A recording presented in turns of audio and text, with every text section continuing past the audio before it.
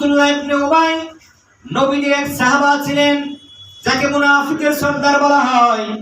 যখন আমার নবীদের সামনে আসতেন বলতেন, ইয়া রাসূলুল্লাহ, ইয়া হাবিবাল্লাহ, নবী গো, আপনি নবী ছাড়া পৃথিবীর মধ্যে আমার আর কেউ নাই, আপনার জন্য আমার জীবন দিতে রাজি। আসলে কি সত্য? মুখের কথা বলতো, মুখে বলতো আপনার জন্য জীবন দিয়ে দিব। যখন মসজিদ থেকে বাইরে হয়ে যেত, নবীজির আড়ালে চলে যেত, তখন নবীর বিরুদ্ধে তারা কি করতো? ষড়যন্ত্র করতো। নাউযুবিল্লাহ। এটা হচ্ছে মুনাফিকের কালচার।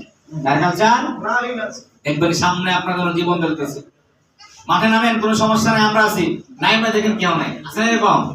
বর্তমান রাজনীতি দেখেন, রাজনীতি অবস্থায় রাজনীতি ধরেন, নিজে ধরেন, জাতীয় কিছু ধরেন না কেন, দল দেখেন, কোন দলে দেখবেন পিছন দিয়ে তাকে খাবেন না, আপনার বিপদে বলে সবাই চলে যাবে।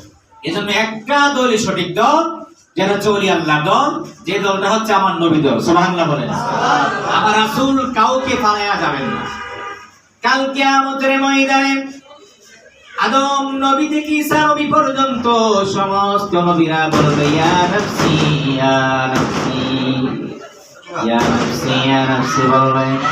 কিন্তু রব্বুল আলামিন আমার নবী কেমন সম্মান এবং ইজ্জত দিয়েছেন।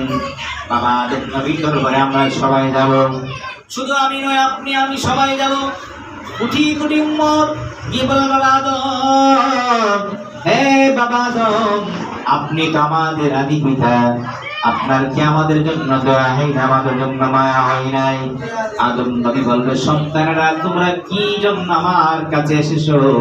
বলবে, বাবা গো, আপনি হলেন আমাদের বাবা, আজকে আমরা মুসিবতের মধ্যে আছি, আমাদের জন্য আপনি আল্লাহর দরবারে সুপারিশ করেন। সুবহানাল্লাহ। বাবা আদম নবী বলবে, আমার সন্তানেরা রে, ও আমার সন্তানেরা, তোমরা আমার সন্তান, আমার অনেক মায়া হয়। মায়া হলে কি হবে?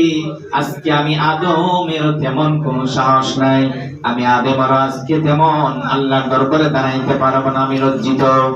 আল্লাহ পাক যদি আমাকে কোনোভাবে ধরে ফেলে, আমি আদম সেই জায়গার মধ্যে আল্লাহর সঙ্গে আমি মোলাকাত করতে পারবো না, আল্লাহর প্রশ্ন উত্তর আমি দিতে পারবো না।